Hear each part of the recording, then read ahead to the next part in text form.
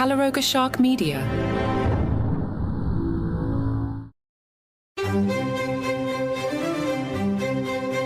Hello and welcome to Palace Intrigue. I am your host, Mark Francis. Don't dress like a Nazi. That's generally good advice, and advice being passed on to Princess Charlotte by Auntie Anne.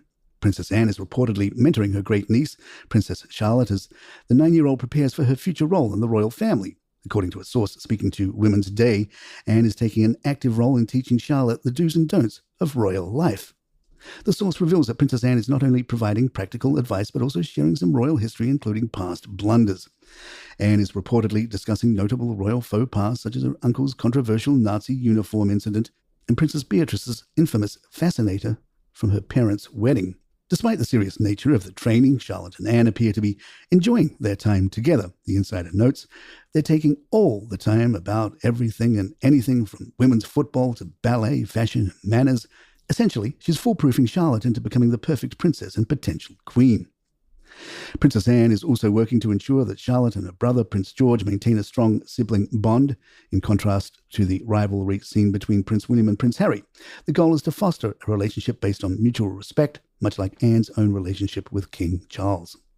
Charlotte's parents, Kate and William, are reportedly thrilled with Anne's involvement. The Royal Insider shares they couldn't imagine a better role model than Anne, who is renowned for her work ethic and unwavering support for the king. She doesn't put a foot wrong while still having her opinions respected. Zara and Mike Tyndall may have to decline King Charles' invitation to the traditional summer gathering at Balmoral Castle due to a scheduling conflict. Zara, an accomplished equestrienne and mother of 3, is set to compete in the Wellington International Horse Trials from August 24th to 26, which coincides with the royal family's summer retreat in Scotland. As the horse trials overlap with the royal family's annual get-together, it seems likely that Zara and Mike will miss out on the family festivities this year. The royal family traditionally attends a Sunday service at Crathy Kirk, located about 500 miles from the estate, during the same weekend.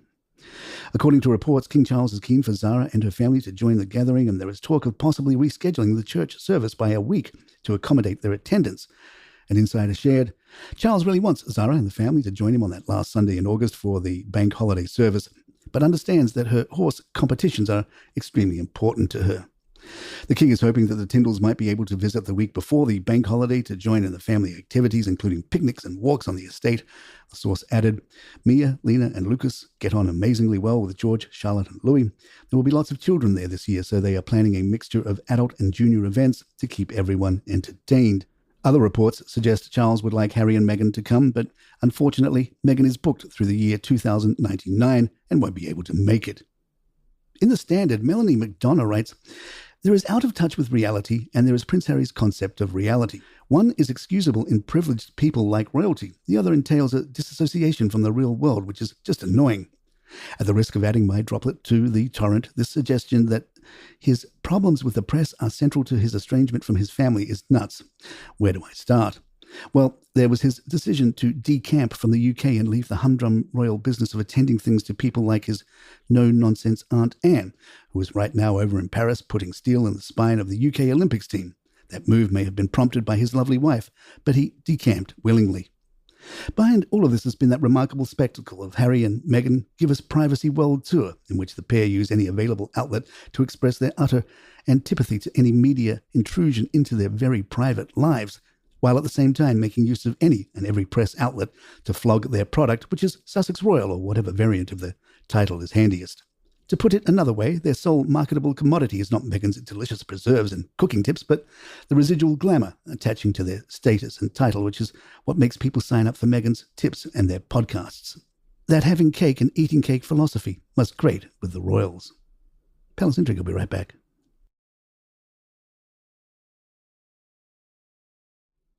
Miss Alice left us a 5-star review. Bits of royal gossip, 5 stars. I love listening to this show for the sheer pleasure of gaining bits of royal news with a twist of sarcasm thrown in. Entertaining and a quick listen. Miss Alice via Apple Podcasts, USA, July 24th. Thank you, Miss Alice. I threw a little extra sarcasm in this episode just for you. Daily Express commentator James Whale suggests the world needs to be nicer to Harry. Whale writes, I have to say, and many of my fellow columnists and readers may disagree with me, that he has my sympathies. The violence he talks about is a terrifying prospect, and the vitriolic hatred against them continues.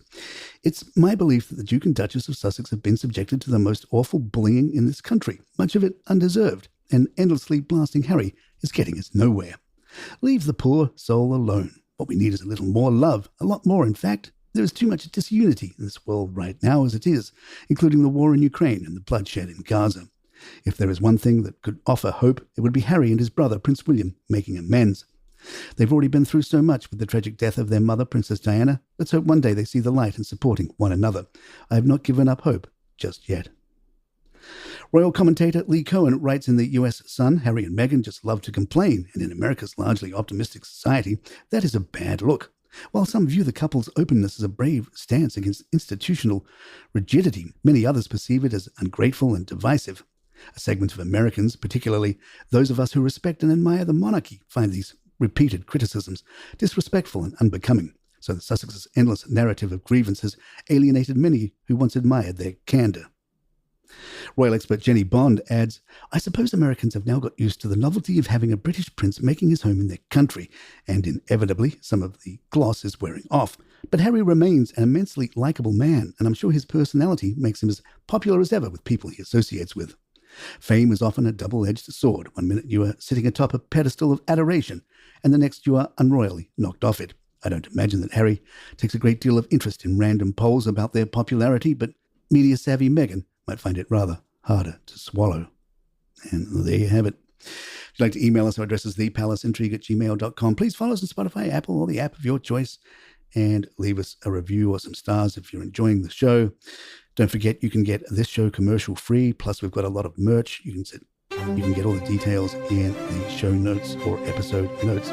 I'm Mark Francis. My thanks to John McDermott. This is Palace Intrigue, and good times.